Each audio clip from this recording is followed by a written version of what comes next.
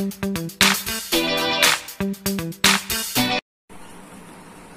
Morning बच्चों। आज हम आपको आंकड़ों का प्रबंधन यानी कि 2 अपनी प्रश्नावली पूरी हो चुकी है। मैंने दोनों प्रश्नावलियों का टेस्ट लिया, परंतु बहुत कम बच्चों ने ही मेरे पास व्हाट्सएप पर आंसर भेजे थे। तो अब मैं आज तीसरी प्रश्नावली शुरू कर रहा हूं और तीसरी प्रश्नावली है आंकड़ों का प्रबंधन। आंकड़ों का प्रबंधन क्या है? इसमें कुछ पद है। सबसे पहला पद है आंकड़ों का संग्रह, कि सबसे पहले अपन को आंकड़ों का संग्रह करना है, आंकड़े इकट्ठे करने हैं, कहां से आंकड़े ले जाए। जैसे अपन विद्यालय के अंदर देखते हैं कि विद्यालय के अंदर सभी बच्चों की 1 महीने की हाजिरी एकत्रित करते हैं कि कौन बच्चा कितने दिन आया।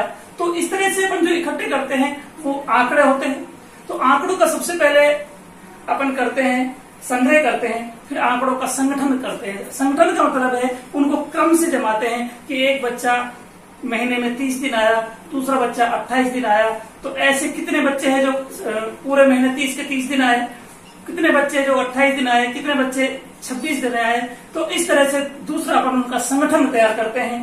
फिर तीसरा आता है प्रतिनिधिमान। प्रतिनिधिमान क्या होता है? जैसे अपन कहते हैं कि एक बच्चा 10 दिन तक लगातार पढ़ रहा है, तो 10 दिन तक लगातार पढ़ रहा है। अपन कहते हैं कि बच्चा 5 घंटे रोजाना पढ़ता है, तो रोजाना 5 घंटे थोड़ी पढ़ता है। किसी दिन उसने 8 घंटे भी पढ़ा, किसी दिन उसने 2 घंटे भी पढ़ा। तो ये जो उसका प्रतिनिधि मान जो होता है, उसका जो औसत होता है, वो उसका प्रतिनिधि मान होता है कि वो उसका प्रतिनिधि कर रहा है, लगभग 5 घंटे वो डेली पढ़ाई की है। तो इस तरह से अपन आंकड़ों का हिसाब से मानों को एडजस्ट करते हैं। अब आता है अंकगणितीय माध्य। पहले अपन ने औसत पहले पढ़ा है, राशियों का योग बटे राशियों की संख्या।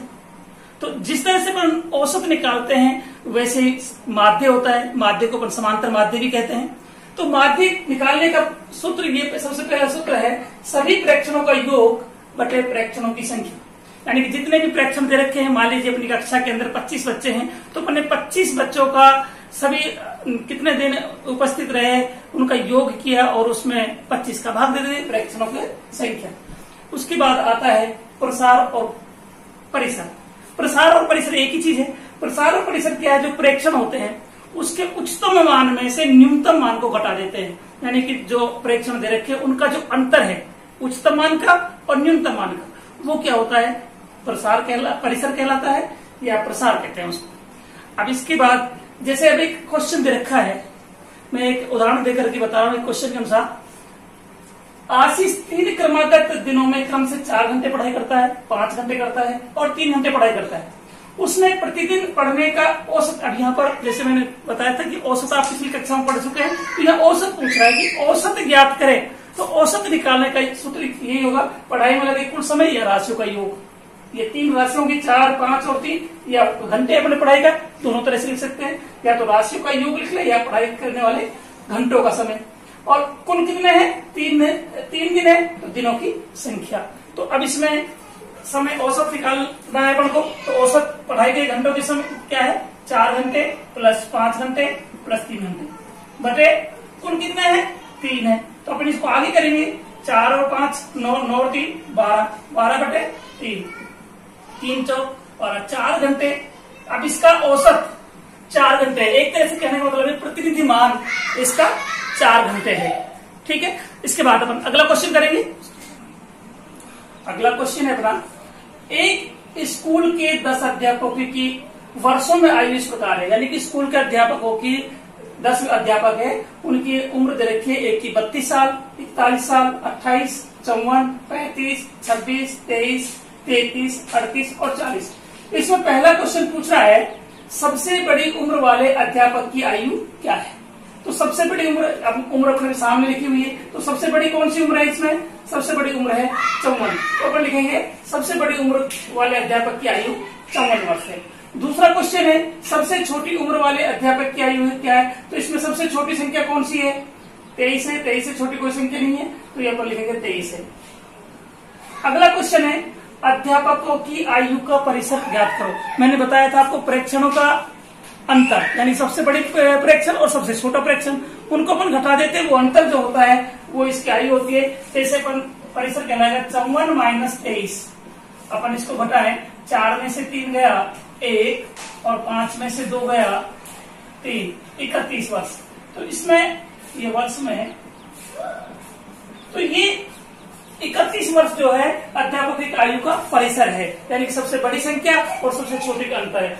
चौथा क्वेश्चन पूछ रहा है अध्यापक की माध्य आयु ज्ञात करो। माध्य आयु ज्ञात करनी है। माध्य का मैंने आपको सूत्र बताया था, प्रेक्षणों का योग बटे प्रेक्षणों की संख्या। तो सभी प्रेक्षणों का योग में सभी प्रेक्षणों की संख्या प्रेक्षण दे रखे हैं, जो उम्र दे रखी है ये सभी प्रेक्षण दे रखे हैं, इनको अपन लिख करके बटे में प्रेक्षणों की संख्या 10 है तो 10 का भाग देंगे। जब इनको जोड़ेंगे अपन 32 + 41 + 28 + 54 + 35 + 26 + 23 + 33 + 37 + 40 बराबर 350। 350 बटे 10। अब इसमें 350 में अगर अपन 10 का भाग देंगे तो ये आएगा 35 वर्ष। तो ये हो गया अपना 35 वर्ष। इसका क्या है, समांतर माध्य है। तो इसका इसके बाद अगला क्वेश्चन करेंगे 3। हाँ, तो अगला क्वेश्चन है अपना, कक्षा के एक मूल्यांकन में प्राप्त किए गए निम्नलिखित अंकों को एक सारणीबद्ध रूप में संगठित कीजिए। यानी कि एक मूल्यांकन किया गया, एक टेस्ट लिया गया 10 नंबर का, जिसमें से बच्चों के जो नंबर आए वो इस तरह से थे 4, 6 और 9 तक और 1 तक आया है, 10 में किसी का नहीं आया। तो इस तरह से ये नंबर आए हैं। तो अब इसमें ये कह रहा है इसको संगठित कीजिए। सबसे पहला क्वेश्चन इसमें ये है कि इसको संगठित कीजिए। संगठित कैसे करना है? सबसे पहले अपन ये लिखते हैं, ये 1 से लेके अंक जो अपना ये अंक दे रखे हैं, ये दे रखा है 1 से लेके 9 तक। तो अपने 1 से 9 तक की गिनती ली। उसके बाद मिलान चिन्ह का प्रयोग करते हुए अपन को सारणी बनानी है। सारणी में अंक, मिलान चिन्ह और बारंबारता। तो इसमें अपन देखते हैं इसमें एक बार है, तो मिलान चिन्ह के अंदर एक डंडा अपन खींच देते हैं इस तरह से। उसके बाद अपन देखते हैं 2, तो इसमें देखते हैं 2 कितनी बार है, तो 2 बार है, तो 2 बार है, तो मिलान चिन्ह के अंदर अपन 2 डंडे लगा देते हैं। इसी तरह से 3 कितनी बार है, 3 सिर्फ इसमें 1 बार है, तो इसको 3 को अपन यहाँ 1 लिख देंगे।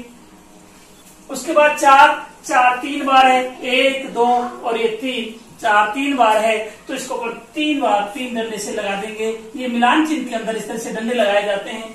और 5 कितनी बार है, 5 बार है, तो 5 संख्या को कैसे लिखा जाता है?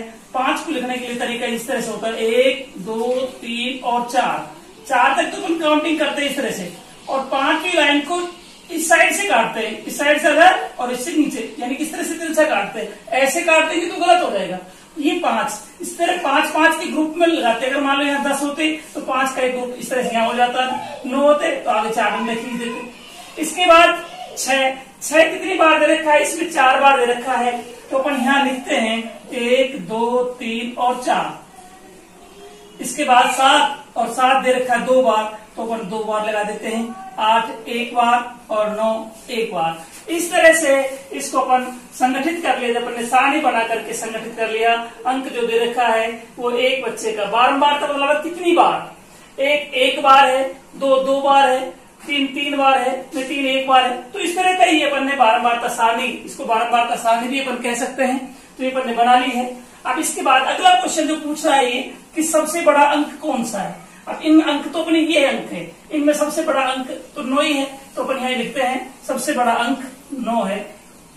दूसरा दे रखा है सबसे छोटा अंक कौन सा है? सबसे छोटा अंक 1 है। अगर 0 होता तो अपन सबसे छोटा अंक 0 लिख देते, परंतु यहाँ सबसे छोटा अंक 1 है, तो अपन यहाँ पर लिखेंगे 1। उसके बाद इन आंकड़ों का परिसर क्या है? परिसर मैंने अभी बताया, ये बार बार बता रहा हूँ कि परिसर परीक्षा की दृष्टि से इंपॉर्टेंट है। परिसर पूछा जाता है तो सबसे बड़ा परीक्षण और सबसे छोटा परीक्षण, उनका अंतर जो निकाल लेते हैं वो परिसर होता है। तो 9 में से अपन 1 घटा लेंगे, तो 9 में से अपन 1 घटाया तो बच गए ये 8। तो इस आंकड़ों का परिसर जो है 8 है। अगला ये जो प्रश्नावली अपने अंक गणित माध्य अपन को निकालना है। माध्य निकालने का सूत्र मैंने आपको बताया था, प्रेक्षणों का योग बटे प्रेक्षणों की संख्या। प्रेक्षणों का योग बटे प्रेक्षणों की संख्या, ये अपन सूत्र लगाना है। तो अब प्रेक्षण देखो, एक तो एक इस सारणी के अनुसार अपन जब करते हैं तो एक सूत्र और है, परंतु हमने क्लास में नहीं दे रखा है, इसलिए अपन प्रेक्षणों का योग करेंगे तो विस्तार से करेंगे। इन सभी संख्याओं को अपन जोड़ लेते हैं। मैंने यहाँ से ले लिया कि 1 कितने बार था, 1 बार था, तो 2 बार है तो मैंने 2 बार लगा दिया। तो इस तरह से संख्या आंकड़े मैंने सारे लिख दिए हैं। और प्रेक्षणों का योग बटे प्रेक्षणों की संख्या 20 है, तो बटे में 20 लिख दिया। अब इन सबको योग करते हैं, इनका योग आता है 100। और बटे में 20। अब 20 में 100 का भाग देंगे तो 20 पंजे 100। तो इनका जो माध्य है, जो आंकड़े जो अंक प्राप्त किए उनका माध्य जो है 5 है।